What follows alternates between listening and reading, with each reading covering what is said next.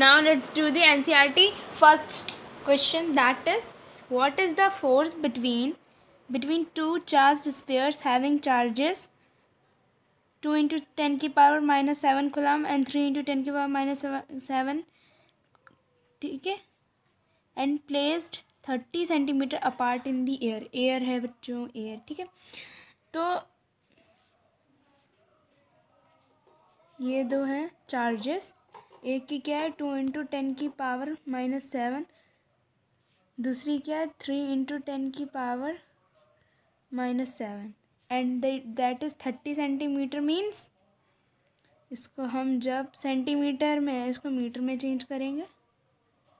मतलब ये हमें सब कुछ गिवन है, ये रेडियस है, ठीक है, ये सब हमें सब कुछ पता चल गया. हमें निकालना क्या है, force. And we know the force formula through the according to Coulomb's law, it is Q1 upon Q2 upon R square. ये होता है, ठीक है. तो हम इसी फॉर्मूले को ध्यान में रख के इसको सॉल्व करेंगे. ओके, तो ये रहा इसका सोल्यूशन. Q1 पहला चार्ज क्या हो जाएगा 2 इंटू 10 के power minus 7, second charge 3 into 10 के power minus 7, radius equals to 30 centimetre, that is 30 upon 100 metre, that will be 0.3 according to Coulomb's law. इसका फार्मूला पुट करेंगे. फार्मूला पुट करने के बाद इनकी वैल्यूज़ रखेंगे. वैल्यूज़ रखने के बाद जो हमारा आंसर आएगा वो आएगा 6 इंटू 10 की पावर माइनस 3 न्यूटन, ठीक है. और ये फोर्स कैसा है, दोनों सेम है, दोनों पॉजिटिव है. तो ये कैसा फोर्स है, क्योंकि बोर्ड्स एग्जाम में आप जितना एक्स्ट्रा लिखोगे ना तो जो एग्जामिनर होगा, जो चेक कर रहा होगा उसके ऊपर ज़्यादा अच्छा इंप्रेसिव पड़ेगा. तो इसमें दोनों पॉजिटिव हैं तो ये कैसा फोर्स होगा, रिपल्सिव. अगर वो दोनों अपोजिट होते तो कौन सा फोर्स होता, ये अट्रैक्टिव. ओके, ये था हमारा first question. Now let's talk about the second question. पहला तो हमने सॉल्व कर लिया, हमें समझ में भी आया, ठीक है. अगर आपको मेरे वीडियोस अच्छे लग रहे हैं तो मेरे चैनल को ज़रूर सब्सक्राइब करना, ठीक है.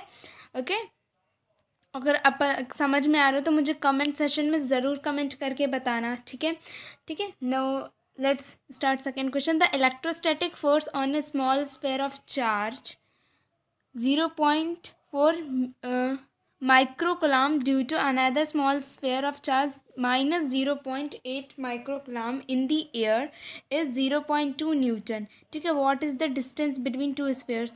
What is the distance मतलब R. क्या पूछ रहा है, R क्या होगा, ठीक है. What is the force on the second sphere due to first, ठीक है. पहले तो हमें A निकालना है. A क्या है हमारा, रेडियस. रेडियस हमसे पूछ रहा है, मतलब कि ये कोई चार्ज है, ये कोई चार्ज है, तो ये दिस रेडियस पूछ रहा है हमसे, ठीक है. Now let's do its solution, that is second. Q1 हमें देखो माइक्रो कोलाम में दिया है तो इसको हम कोलाम में चेंज करेंगे. दैट विल बी 0.4 इंटू 10 की power minus 6.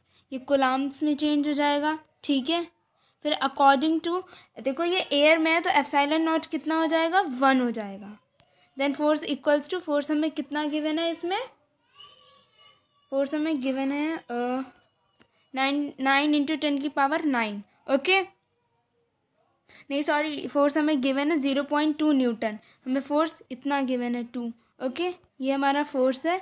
Now according to Coulomb's law, हम कूलॉम्स लॉ का फॉर्मूला रखेंगे यहाँ पे. ये पॉइंटर बहुत गलत चल रहा है, इसकी आदत ख़राब हो गई है लगता है. अकॉर्डिंग टू कूलॉम्स लॉ, ठीक है, हम इसका फार्मूला लिखेंगे. फार्मूला लिखने के बाद ये जो हमें क्या निकालना है, रेडियस निकालनी है. तो रेडियस को इधर लाएंगे, फोर्स को उसकी जगह पे, इसकी पोजीशंस जो वो इंटरचेंज कर देंगे तो हमें मिल जाएगा रेडियस कितना मिलेगा, 0.12 मीटर, ठीक है. अगर आप देख रहे हो तो इसमें क्या हो रहा है, अट्रैक्टिव है ये नेचर में. तो हमें सेकेंड पार्ट क्या पूछा गया है इसमें कि क्या है, what is the force on the second sphere due to first. तो हमें पता है कि जितना फोर्स लगेगा उतना फोर्स अपोजिट में भी लगेगा, बस साइन क्या हो जाएगा, माइनस का हो जाएगा. ये पढ़ा था हमने, एवरी फोर्स इक्वल रिएक्शन वाला, ठीक है। तो जितना फोर्स F1 पे है उतना ही फोर्स F2 पे भी होगा, तो F2 क्या हो जाएगा 0.2 न्यूटन, ठीक है। और ये अपोजिट नेचर में दिए हैं क्योंकि एक निगेटिव है एक पॉजिटिव है, तो ये कैसा नेचर होगा, अट्रैक्टिव इन नेचर होगा। ये था हमारा second question. If you like, अगर आपको समझ में आया ना तो मुझे ज़रूर कमेंट सेशन में बताना, एक बार कमेंट करके, ओके। ये था हमारा second question, okay. After completing first and second question of the NCERT physics, let's now do to third question, that is check that the ratio KE square upon GME/MP is dimensionless। हमें ये जो ये दिया है ना, हमें इसको check करना है कि डायमेंशनलेस है या नहीं है, ठीक है। पहले फिर ये तो रहा हमारा फर्स्ट पार्ट। अब सेकेंड पार्ट में क्या दिया है हमें, look up A of physical constant and determine the value of its ratio, ठीक है। हमें इसका रेशियो भी निकालना है, does the ratio signify, okay. तो हमें दो चीज़ें इसमें पता करनी है, एक ये जो हमें दिया हुआ है, ये हमें रेशियो जो दिया हुआ है हमें ये चेक करना है कि ये डायमेंशनलेस है या नहीं है, ठीक है। फिर दूसरा क्या हमें करना है कि इनके रेशियोज की वैल्यूज़ निकालनी है, ठीक है।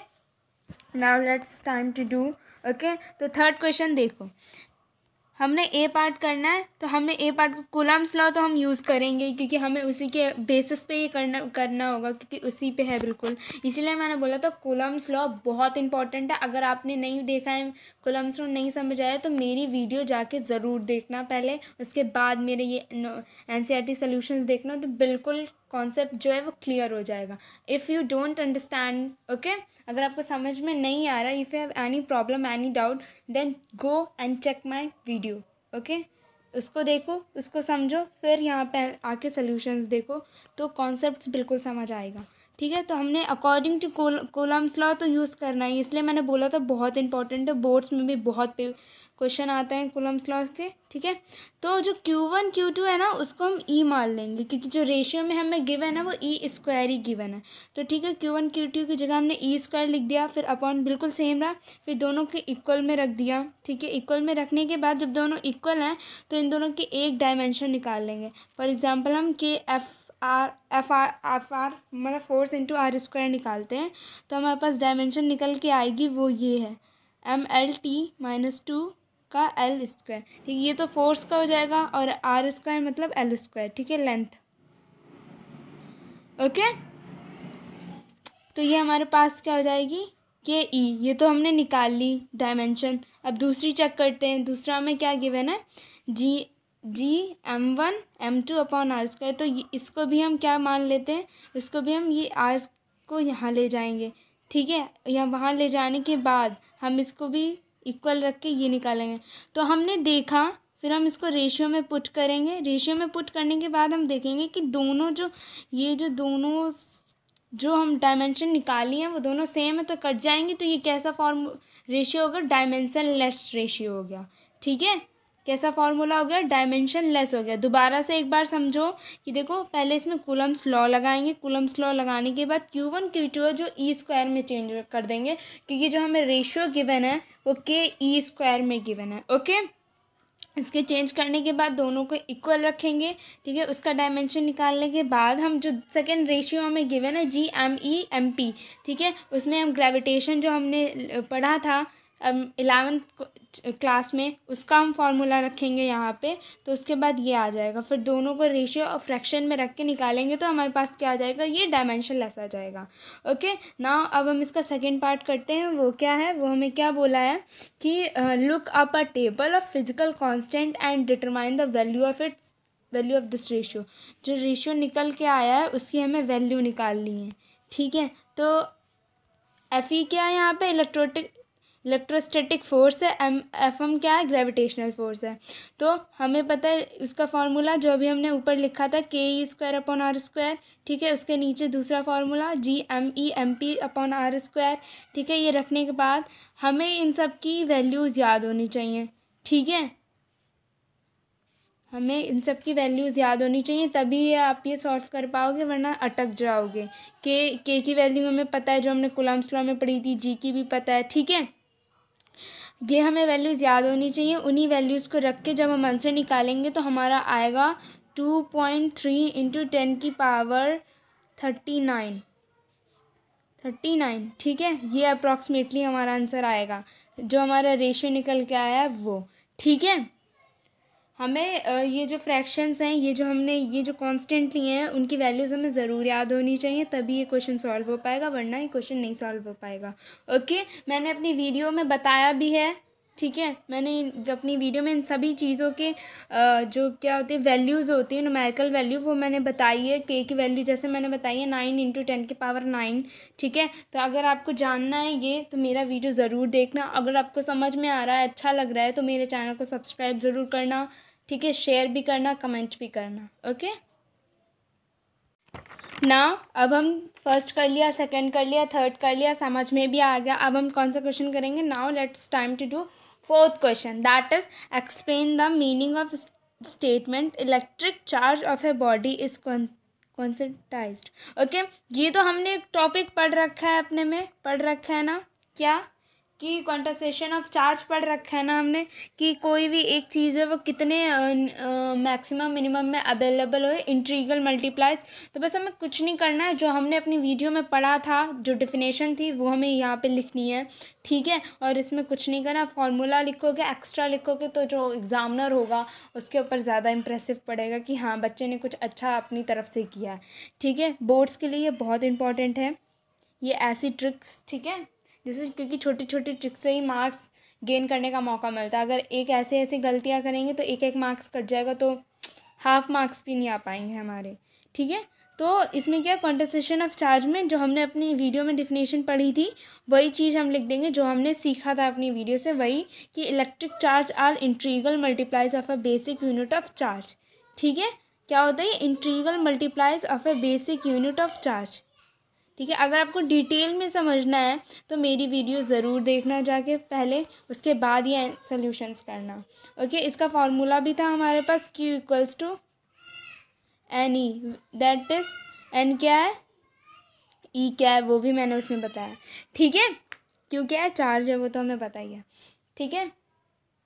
ये था हमारा fourth question, concentration of charge की बस डिफिनेशन लिखनी थी और कुछ नहीं, ठीक है ना। फर्स्ट कर लिया, सेकंड कर लिया, थर्ड कर लिया, फोर्थ कर लिया, हमें समझ में भी आ। अब हम कौन सा क्वेश्चन करेंगे? क्वेश्चन नंबर 5, ठीक है। तो क्वेश्चन नंबर 5 में क्या कह रहा है कि when a glass rod is rubbed with a silk cloth charge appear on both, ठीक है। A similar phenomenon is observed with many other pair of bodies. Explain how this observation is constant with the law of conservation of charge, ठीक है। तो हमें कुछ नहीं बताना है कि इसमें ये जो ग्लास रॉड से सिल्क रॉड को रब करते हैं तो इसमें चार्ज जोनों पे होता है, ठीक है। तो हमें कैसे बताना है, हमें ये शो करना है कि ये जो हमने एक्सपेरिमेंट किया है वो लॉ ऑफ कंजर्वेशन को फॉलो करता है, law of conservation of charge को फॉलो करता है। तो पहले तो ये मान लो ग्लास रॉड होगी, ये एक सिल्क का कपड़ा हो गया, ठीक है। जब हम एक दूसरे को रब कराएंगे तो इन दोनों के ऊपर चार्ज आएगा, ठीक है। तो मान लो हम जब इन लोग को रब कराया तो इसका एक जो चार्ज था वो इसके पास चला गया, ठीक है। तो इसके पास, इसके ऊपर कौन सा चार्ज आ गया? पॉजिटिव चार्ज आ गया, इसके ऊपर निगेटिव चार्ज आ गया। क्योंकि देखो यहाँ पे क्या हो रहा है कि जो चार्जेस हो रहे हैं वो सिर्फ ट्रांसफ़र हो रहे हैं एक दूसरे में। सिर्फ देखो ये एक रॉड से सिल्क के क्लॉथ पे सिर्फ चार्ज है वो ट्रांसफ़र हो रहा है, ठीक है। यहाँ पे न्यू चार्ज जनरेट नहीं हो रहा, या फिर कुछ ऐसा नहीं हो रहा, या फिर किसी बाहरी चीज़ से नहीं आ रहा, सिर्फ यहाँ पे चार्ज का ट्रांसफ़र हो रहा है, ये इसको दे रहा है, वो उसको दे रहा है, ठीक है। यहाँ इसीलिए ये किसको फॉलो करता है? Law of conservation of charge को फॉलो करता है, ठीक है ना। यहाँ पे कोई चार्ज न्यू जनरेट हो रहा है, ना कोई चार्ज डिस्ट्रॉय हो रहा है, बस यहाँ पे क्या हो रहा है?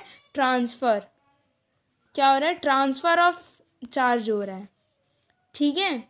बस इसीलिए इसको फॉलो करता है law of conservation of charge. But हाँ, अब एग्जाम बुक्स में कैसे कॉपीज़ में कैसे लिखोगे वो ऐसे लिखना, in this process no charge is created और destroy, charge is transferred from one body to another, ठीक है। यहाँ पे ना कोई न्यू चार्ज जनरेट हो रहा है ना डिस्ट्रॉयड है, बस यहाँ पे क्या हो रहा है? एक से दूसरे में ट्रांसफ़र हो रहा है। ओके, आई होप ये मेरा जो पहला पार्ट है हमारी वीडियो का वो आपको समझ में आया होगा। अगर आपको अच्छा लगे तो मेरी दूसरा पार्ट जो है ठीक है, जिसमें मैं आगे के क्वेश्चन सॉल्व करूँगी, वो ज़रूर देखना। अगर समझ में आए तो मेरे चैनल को सब्सक्राइब ज़रूर करना। ठीक है, कमेंट सेशन में मुझे ज़रूर बताना कैसा लगा आज का वीडियो। Okay, bye bye.